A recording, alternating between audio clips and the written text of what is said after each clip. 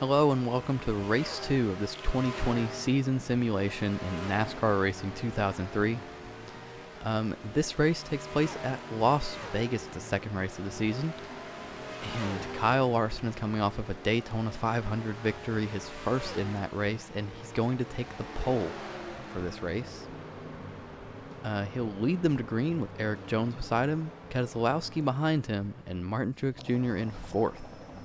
Coming down to the restart zone, Larson gets a flying start, and he's going to take the lead right away, and he won't look back. The battle will start for second, and that'll be where it'll stay for a while.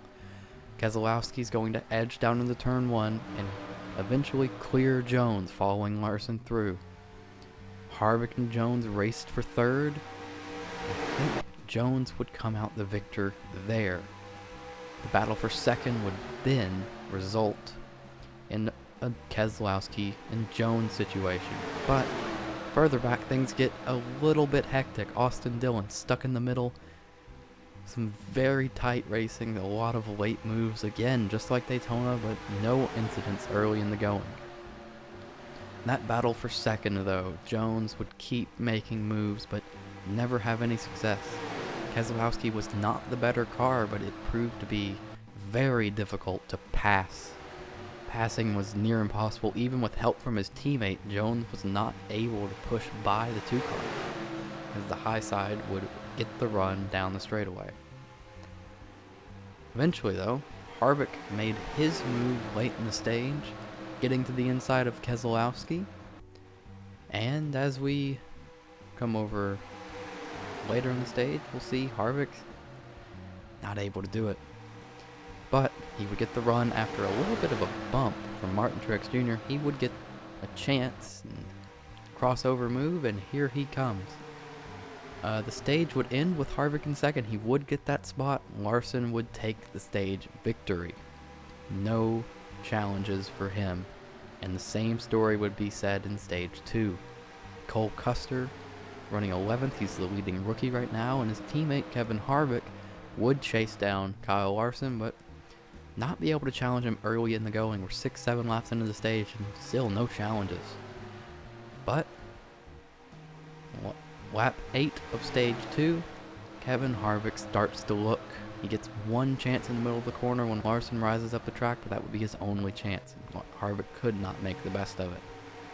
The battle for third gets physical. Martin Truex Jr. moved Brad Keselowski out of the way, shifted him back 3 spots in one corner. And the resulting straightaway, a really physical move for early in the race, but Larson, again unopposed, would take stage 2. Now we saw the stage winners at Daytona had very little success. So you're wondering, is Larson going to falter? Is he going to fall apart? And here come pit stops. This is his chance to fall apart if he's going to. His teammate Kurt Busch leads them down the Ganassi cars. Hendrick Chevrolet Chase Elliott up front, but then Ryan Preece makes a very late entry into pit road and nearly takes out Martin Truex Jr. He would get a penalty for that and get put on the end of the lead lap after pit cycles, which is important later. Matt DiBenedetto makes contact with the wall and Ryan Blaney, and in the background there you see Jimmy Johnson get hooked through the infield by Bubba Wallace. No caution for that incident, but a really messy one. And after pit cycles, Kyle Larson loses a whole second to Kevin Harvick. Harvick is the new leader. As we would go throughout stage 3 after pit stops, Harvick would be running away until Ryan Preece, remember, he was on the end of the lead lap. He has everything to race for because he has a top 10 car if he can just hold off Kevin Harvick. So he's going to use the fact that it's very difficult to pass to his advantage and hang on right there on that outside. He slows down Kevin Harvick to the point where the entire top 3 is under a blanket behind Ryan Preece. See them racing here. Harvick tries to make the move again. He'll just slide up the track and not be able to make it work. Erik Jones will get to the outside and actually lead a lap to the line, but he would not be able to hold it. Harvick would edge out again, but now Larson's in second. That Larson car is good. If it gets clean air, Harvick knows Larson will run away with the race, so he's got to get through Ryan Preece in a hurry. But he makes a mistake, and now Larson has a chance. He can look. If Preece can get down, Larson will have a run, and that's what Preece does. Now Larson's looking for the run, and he's going to get it off the corner. Just waiting on Harvick. But Preece, equal treatment, he blocks Larson this time. Just all over the place. But the advantage of the high side will go to Kyle Larson. Eric Jones behind him. Eric Jones a little bump into the back of Kyle Larson. But Ryan Preece gets the run again, as he had done for about the last 5 laps off turn 2. But this time he carries Kyle Larson with him. When he drops down into turn 3, Larson has the run to clear Harvick. Now he'll be looking for clean track after he gets by Ryan Preece and leaves them behind. But you'll see right up in front of him, not quite clean track, lapped cars. He will catch those before the end of the race. He gets through them good, but Eric Jones gets through them better. But Eric Jones gets hung up with Ty Dillon. Kyle Larson overdrives the corner. Eric Jones has a run, but it won't matter because coming off of 2 right now, Tanner Berryhill, Joey Logano hooked through the grass. No caution quite yet, but there will be a caution for this. Tyler Reddick hooks him into the 24.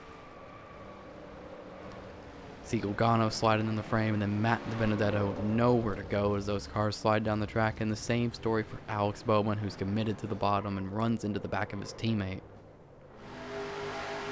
2 Hendrick cars in that wreck. You see Matt DiBenedetto's on board here. On the bottom, he even goes to the apron and just can't get down low enough to miss it. But what that means for Kyle Larson is the pressure from Eric Jones suddenly lapses. You see here, William Byron hooks the 97 down into the 22. But Kyle Larson would not have to worry about it. He would take the victory under yellow and make it 2 in a row to start the season. Onto the points, Larson, a massive regular season points advantage, a massive bonus point advantage, the most laps led, a great start to the season with those 2 wins. Martin Truex Jr. right behind him, still holding close, but nowhere near as successful. Tyler Reddick having another strong rookie season. All the rookies actually are hanging right up there in the top 16. That'll be it for this week. And I'll see you all next Monday. Leave a like if you enjoyed and make sure to subscribe. Thank you.